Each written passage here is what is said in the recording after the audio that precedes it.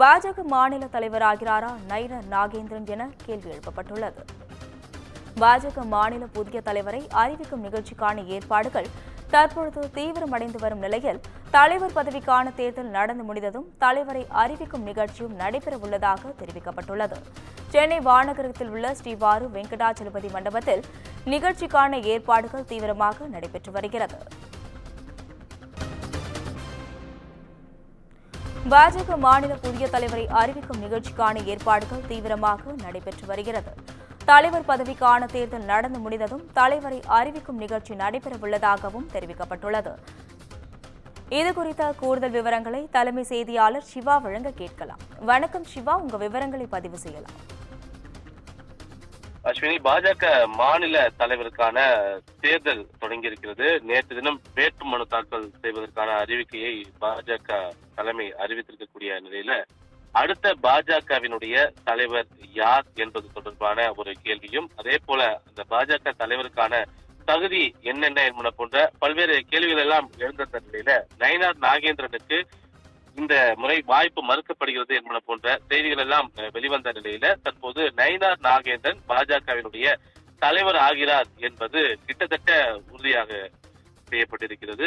நயினார் நாகேந்திரன் பாஜகவில் இணைந்து 7 முதல் 8 ஆண்டுகள் வரை ஆன நிலையில பாஜகவில் மாநில தலைவராக பதவி வகிப்பதற்கு அடிப்படை உறுப்பினராக 10 ஆண்டுகள் இருத்தல் வேண்டும் என்று நேற்று தினம் பாஜகவினுடைய தலைமை வெளியிட்டிருந்த அந்த அறிவிக்கை நயினார் நாகேந்திரனுக்கு அந்த வாய்ப்பு பறிபோகிறது என்பன போன்ற பல்வேறு கேள்விகளையும் பல்வேறு சர்ச்சைகளையும் எழுப்பியிருந்தது. இந்த நிலையில நீண்ட நெடுங்காலமாக RSSல முழுமையாக ஈடுபட்டு கொண்டிருந்த ஒருவருக்கு தான் இந்த வாய்ப்பு வழங்கப்படும் என்பன போன்ற ஒரு தகவல்களும் அரசியல் வட்டாரத்தில் பேசப்பட்டு வந்தன. இந்த நிலையில்தான் பாஜகவில் ஒரு உண்மை தொண்டனாகவும் உண்மை விசுவாசியாகவும் பாஜகவினுடைய வளர்ச்சிக்கு தொடர்ந்து பணியாற்றி கொண்டிருக்கக்கூடிய நயினார் நாகேந்திரனுக்கு இந்த முறை வாய்ப்பு வழங்குவதற்கான அதிக அளவு சாத்தியக்கூறுகள் இருப்பதாக தெரிகிறது.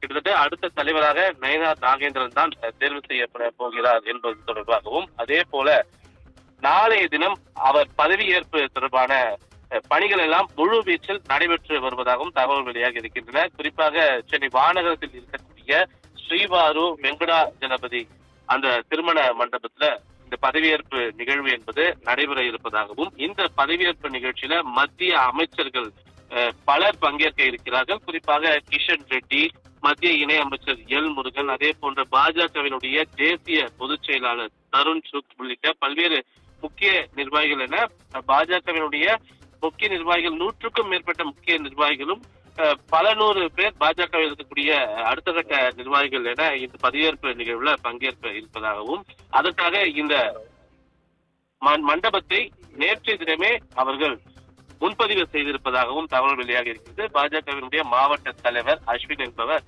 இந்த மண்டபத்தை அவர் முன்பதிவு செய்திருக்கிறார் என்பன போன்ற தகவல் எல்லாம் தற்போது கிடைத்திருக்கின்றன. எனவே அடுத்த தலைவர் யார் என்பன போன்ற பல்வேறு எதிர்பார்ப்புகள் ஏற்பட்டிருந்த நிலையில நயினார் நாகேந்திரனுக்கு தான் கிட்டத்தட்ட ஒரு 90% அதிகமான வாய்ப்புகள் இருக்கிறது. அவர் தான் தலைவராக போகிறார் என்பன போன்ற ஒரு தகவல்கள் எல்லாம் தற்போது வெளிவந்து கொண்டிருக்கக்கூடிய நிலையில நயினார் நாகேந்திரனை பொறுத்தவரை ஒரு அரசியல் கட்சியில அவர் இருந்தால் தன்னை முழுமையாக அந்த கட்சியில ஈடுபடுத்திக் கொள்ளக்கூடிய ஒரு நபராக அவர் இருக்கிறார். குறிப்பாக அதிமுகவில் நீண்ட நெடுங்காலமாக இருந்தவர்.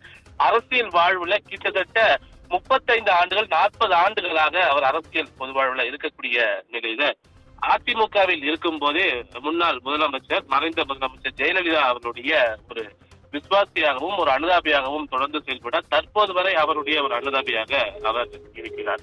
எனவே அவர் அதிமுகவில் இருக்கும் போது அமைச்சர் பதவியெல்லாம் வகித்து வந்த நிலையில பாஜகவில் சேர்ந்த பிறகும் வெற்றி பெற்ற ஒரு 4 சட்டமன்ற உறுப்பினர்கள்ல அவரும் ஒருவர் என்பதும், திருநெல்வேலி மாவட்டத்தை பொறுத்தவரை அவர் பாஜகவில் ஆற்றிய பங்கு நெல்லை மாவட்டத்தில் அளப்பரியது என்பதும் பாஜக நிர்வாகிகள் மத்தியிலேயே சொல்லப்படக்கூடிய ஒன்றாக இருக்கிறது. அந்த அடிப்படையில அவர் இந்த பொறுப்புக்கும் இந்த பதவிக்கும் தகுதியானவர் தான் என்பதை பாஜகவில் இருக்கக்கூடியவர்கள் தெரிவித்து வருகிறார்கள். எனவே அடுத்த தலைவராக நயினார் நாகேந்திரன் தேர்வு செய்யப்பட போவதாகவும் அதற்கான அதிகாரப்பூர்வ அறிவிப்பு இன்று இரவுக்குள் வருவதற்கான ஒரு வாய்ப்புகள் இருப்பதாகவும் தெரிகிறது. குறிப்பாக மத்திய உள்துறை அமைச்சர் அமித்ஷா இன்றைய தினம் தேசிய ஜனநாயக கூட்டணி தொடர்பான அந்த கூட்டணி பேச்சுவார்த்தையில இடம்பெற்று செய்தியாளர்களையும் சந்தித்த பிறகு இன்று மாலையே அவர் டெல்லி திரும்ப இருக்கிறார். எனவே அதற்கு பிறகு அந்த அறிவிப்பு வெளிவரும் என்றும் நாளைய தினம் அதிகாரப்பூர்வமாக பதவியேற்பு விழா நடைபெற இருக்கிறது. அதற்கான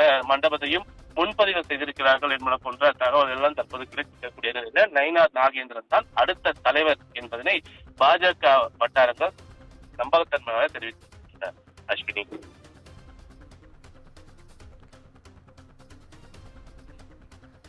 விவரங்களை வழங்கியமைக்கு நன்றி சிவா.